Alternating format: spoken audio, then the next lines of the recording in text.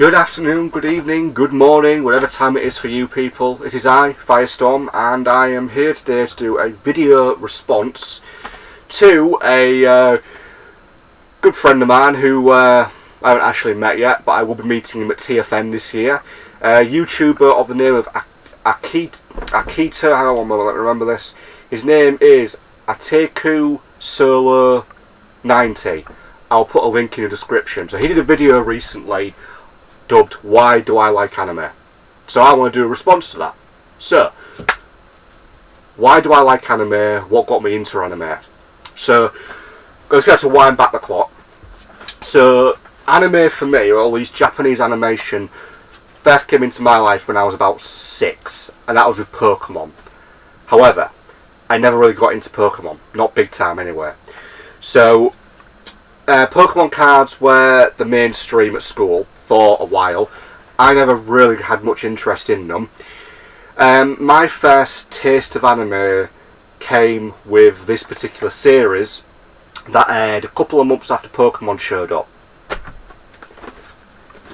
Digimon.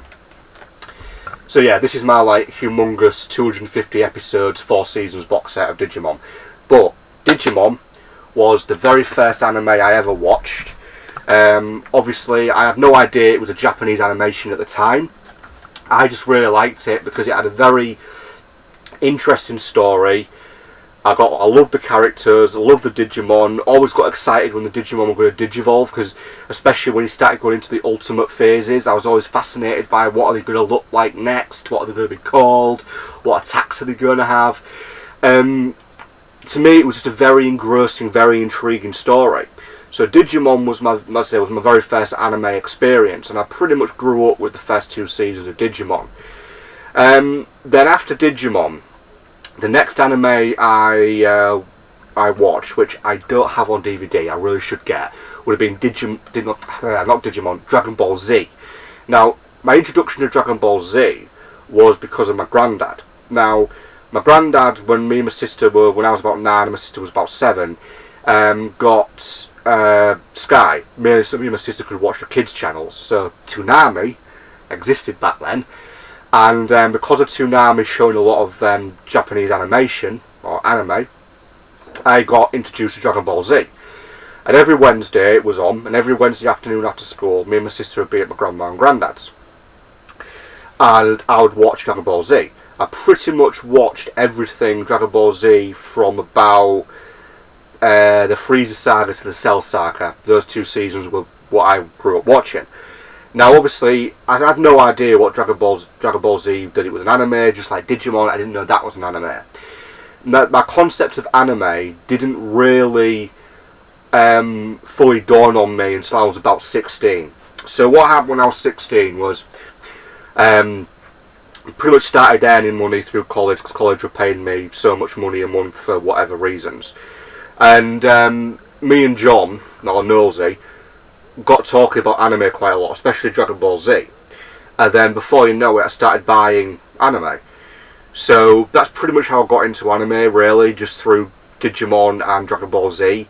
And then obviously just through talking about that, and then eventually buying anime.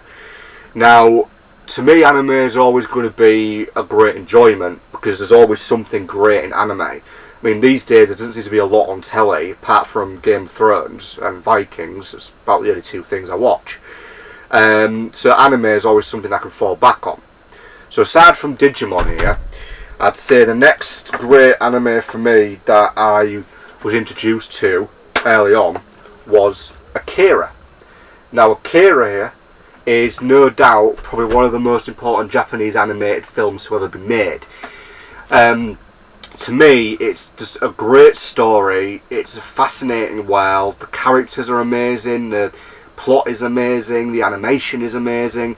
And it really gives you a sense as to what Japanese anime is all about. It's about amazing worlds, amazing characters, amazing stories. It's about supernatural things. It's about demons, monsters, magic. There's so many different worlds in anime. And I can visit all of them whenever I want by watching these anime.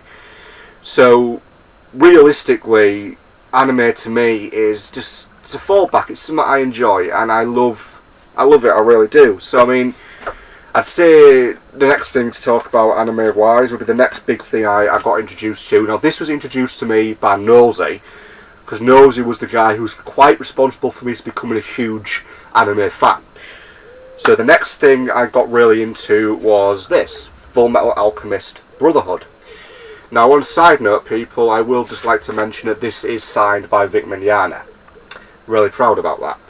So yeah, Fullmetal Alchemist Brotherhood was the next big anime that I got into, and that to me was just brilliant because it was just a great story about two brothers going out, trying to right a wrong that they did, and trying to fix their lives. And in the middle you've got great characters, great villains, you've got the alchemy, which is just so fascinating. It's a great story, and the world it's from, you could really put yourself in that world. It's not much different from today's world, apart from the fact that we can't do alchemy like Ed can, but you know, what can you do? So yeah, Fullmetal Alchemist Brotherhood was the next big anime that I got into. Now, this next anime I bought off Amazon a few years ago out of interest because it sounded very interesting. And this is definitely the next big anime I want to talk about. It's Wolf's Rain, which, yeah, as you can see, is also signed. So Wolf's Rain is literally about the last surviving wolves, and it is an incredible story. It really does give you a world that is, it's incredible. I mean, the main characters, these wolves, they have basically had to take on human form to survive, and it's very much a story about humanity's wrongs and the fact that in this series humanity has wiped out nature effectively, and these wolves are trying to go back to a world where it all still exists. It's a very in-depth, complicated plot, but it is brilliant.